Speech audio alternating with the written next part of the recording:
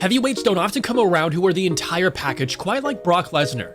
This WWE legend outperformed all expectations after transitioning to mixed martial arts, putting his 300-pound frame to good use as he overpowered and beat down some of the greatest fighters to have ever set foot in the octagon.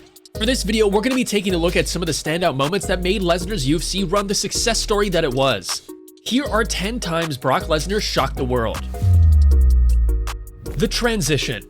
To kick things off, what better way to begin than by discussing the insane reality of Brock Lesnar's transition to the UFC. The dude had no MMA experience by the time he made his pro debut at the age of 29. Sure, he was a hiking behemoth of a man, but since his original run as an amateur wrestler, Brock had spent a lot of his time becoming one of the biggest stars in the WWE. With little to no real striking experience or time spent in actual live fights, Lesnar wasn't really expected to have much of an impact in mixed martial arts. Size isn't everything, something the great Royce Gracie proved beyond any doubt back at UFC 1.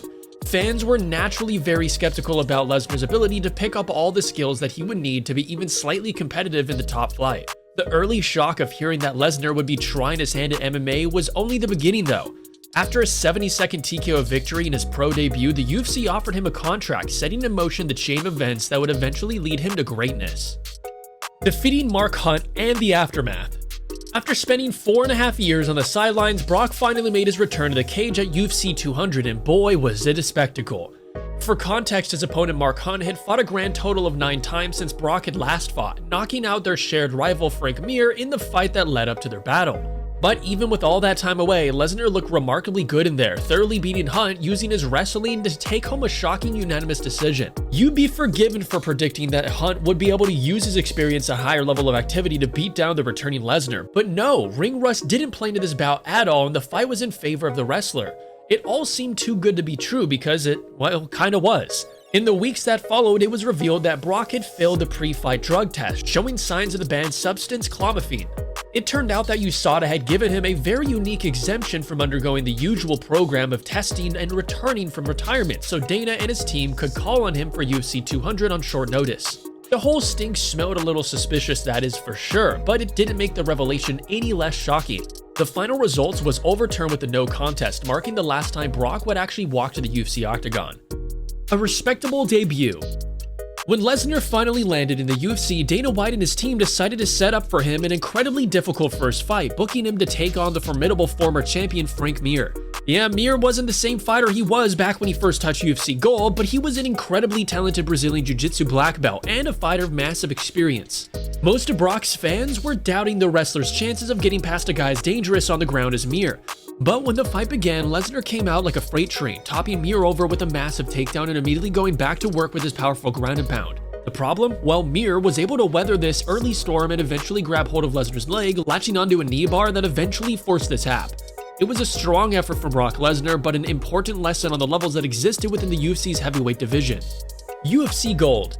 Some really believed that Brock had hit a wall in the form of Frank Mir when he was too late in the game to overcome. But Lesnar didn't sign with the UFC for the hell of it. No, this man was there to take home gold, and after rebounding in a hugely impressive fashion against Heath Herring, Lesnar was given a title shot, a fight against the great Randy Couture, who was already a multiple-time UFC champion. Brock was given a pretty fair chance of winning the fight, mainly because of the massive size difference between himself and the heavyweight king. But when Lesnar was out there and knocked out Couture in the second round, yeah, the MMA world was left pretty stunned. What we didn't realize at the time was that Brock was about to become one of the longest serving champions the division had ever known. And sure, not many belt holders have been able to defend their titles successfully at that point, but even Lesnar's biggest haters were forced to give him credit after he stunned this future Hall of Famer.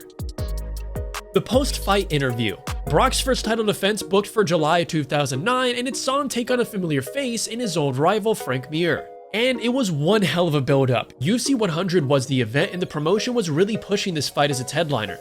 This card also featured George St. Pierre, Dan Henderson, Michael Bisping, and a young John Jones, but Brock was the main attraction by a country mile. And this time, Lesnar was prepared for Mir's onslaught of submission attempts, and it just took under 7 minutes for him to find a way to the TKO victory. But the real highlight wouldn't come until Brock took the microphone off Joe Rogan to address the boos of the crowd. In one of the most iconic post-fight interviews of all time, he angrily welcomed the crowd's hostile roars, telling them that he loves it and that Frank Mir is a horseshoe where the sun doesn't shine. He then very openly told the world what he might do to his wife later on, ending in a truly hilarious no. He didn't actually drop the mic as he walked away, but he might as well have. Alright, so here's a fact. Every fighter you know and love deals with some kind of stress. I think it's safe to say we all do. But did you know that stress could also cause erectile dysfunction? If you're one of the millions of men out there that deal with ED from stress or whatever the cause may be, Roman is here to help. Roman offers discreet process from start to finish, and you can connect with one of their licensed medical providers through the convenient online visit feature on their website. Their prescription ED treatments are safe, effective, FDA approved, and used by millions of men. So order from the comfort of your own home today if you're prescribed and get your treatment discreetly delivered with free 2-day shipping. Use our URL ro.co/watchmma to complete your free consultation, and if you're prescribed, you'll also get 20% off with your order with our link. That means treatment starts as low as $3.20.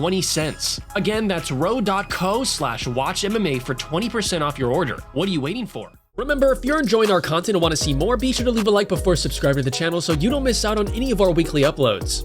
A comeback for the ages. Next up for the heavyweight champion of the world was a showdown against the hardest hitter in the sport, Shane Carwin. He also had just beaten Frank Mir, knocking him out in under 4 minutes to become the division's top contender, unbeaten in 12 fights and 12 first-round finishes. Yeah, people really believe that Lesnar's race had been run and that this fresh new heavyweight prospect was about to bring his fairy tale MMA streak to a very violent end. And for a while in that opening round, it really looked like Carwin was about to do it. He hammered away at the champ relentlessly, but made the mistake of totally emptying his gas tank, and by the time the second round came, Carwin was so exhausted. Somehow, despite being nearly 300 pounds and not known for his cardio, Brock was able to turn up the heat in a huge way, piling the pressure on Carwin before eventually tapping him out with an arm triangle. It was an incredible comeback from the brink of defeat and a win that showed Brock's toughness to his fullest. Resigning with the WWE. Long after Lesnar retired from MMA, there were still rumors floating around that he was eventually going to make a return to the cage, but after being struck down with several major illnesses that forced him to have 12 inches of his intestines removed, Brock's fighting days appeared to be through. Back-to-back losses to Alistair Overeem and Cain Velasquez seemed to push Lesnar out the doors of the UFC, and when the news that Lesnar had resigned with the WWE was revealed, fans were left extremely disappointed that this was in fact the end of Brock's time in the UFC. Resigning with the UFC. But Lesnar's desire to compete inside the octagon would not be quenched. Just when it seemed like all hopes had been lost, nearly 5 years after his last appearance, Brock signed on the dotted line to return to the UFC to take on Mark the Super Samoan Hunt. All of a sudden, the promotion had one of the biggest stars in the history of mixed martial arts back on a major pay-per-view, a move that elevated the event into major blockbuster territory.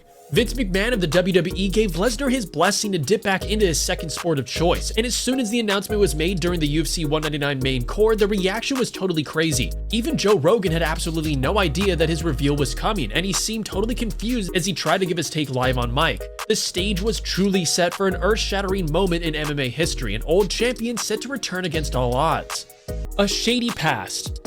Here's one you might not be aware of. Long before Lesnar decided that MMA was his next move, he found himself back in the thick of some real controversy when he was arrested in the year of 2001 for the illegal possession of steroids.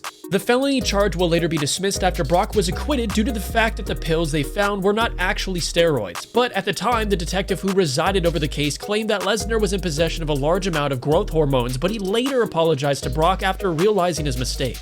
According to the wrestler's manager, the pills were just a bunch of different vitamins. This wouldn't be Brock's last brush with doping commissions though, and while he was found innocent on this occasion, things would get pretty dicey in the future. Confronting the champ. And finally, we come to the moment that stood as one of the biggest headline stories of the era. While Daniel Cormier managed to stun the world by knocking out Stipe Miocic in the first round at UFC 226, nobody expected the former champion of the division, Brock Lesnar, to make an appearance.